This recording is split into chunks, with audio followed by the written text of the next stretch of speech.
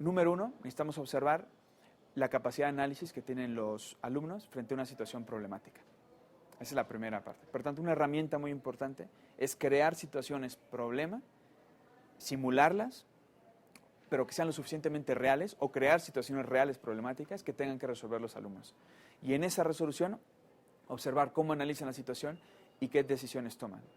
Y las decisiones que toman tendrían que ser al respecto de los esquemas de actuación que nosotros hemos enseñado y que ellos se supone que han aprendido para poder resolver esa situación, ¿no? Entonces, por ejemplo, ante un problema de matemáticas concreto donde se necesita la multiplicación para resolverlo, el alumno tendría que analizar el problema. Eso sí, el problema tiene que ser complejo, porque si le damos un problema de matemáticas donde le preguntamos la única variable que falta, pues es muy fácil que él diga, pues es esto, ¿no? Y entonces no lo estaremos ayudando a analizar, ¿no? Y luego nos vienen evaluaciones complejas como las de PISA y como hay 10 variables ya se pierden los alumnos, ¿no? Entonces tenemos que poner situaciones suficientemente complejas. Complejo significa que tengan más variables de las que se necesitan para resolver el problema. Porque normalmente la vida es así, es compleja y tiene muchas más variables de las que necesitan para resolver los problemas, ¿no? Por tanto, aquí estaríamos entrenando su capacidad de análisis. Esa sería la primera herramienta, ¿no?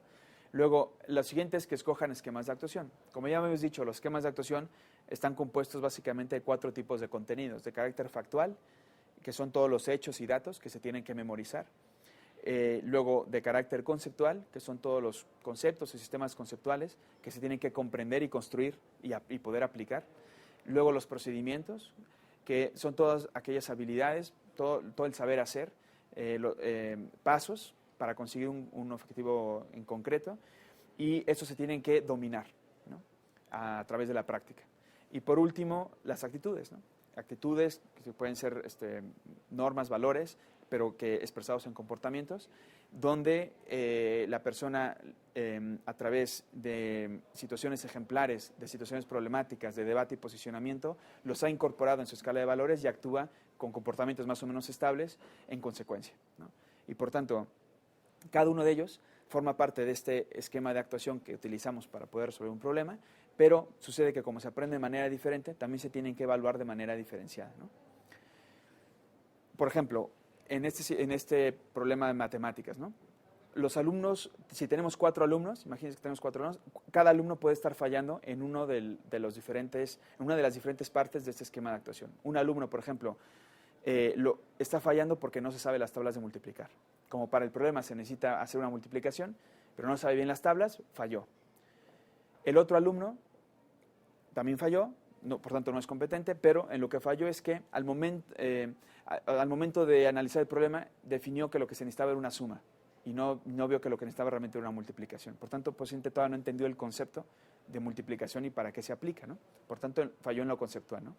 Otro alumno analizó bien el problema, se sabe bien las tablas, tiene claro el concepto, pero al momento de hacer el algoritmo de la multiplicación falla, o sea, se equivoca, ¿no?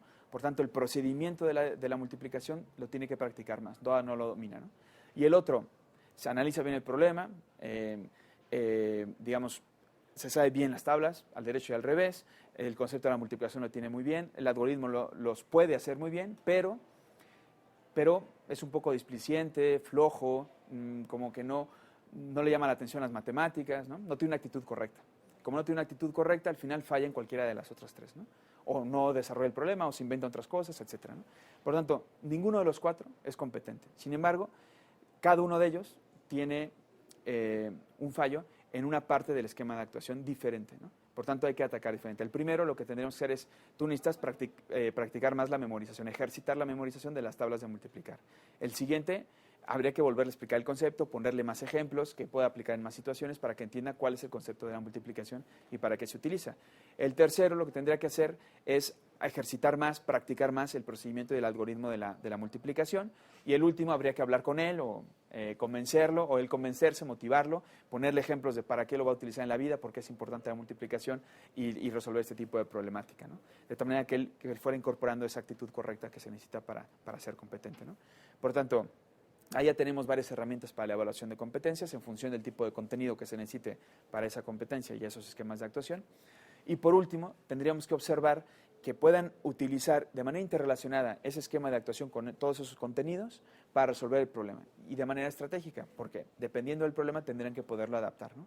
Y por tanto tendríamos que utilizar muchas herramientas de evaluación que tengan que ver con la observación. Y la observación tendrá que ser observación inicial, observación durante el proceso que desarrollan la competencia y desarrollan esas situaciones problemáticas, y una evaluación final donde se le pone una situación problemática, donde se supone que ya son competentes, y aquí él tendrá que hacer el esfuerzo de desarrollar desde el análisis, el esquema de actuación, y después la aplicación estratégica de ese esquema, ¿no?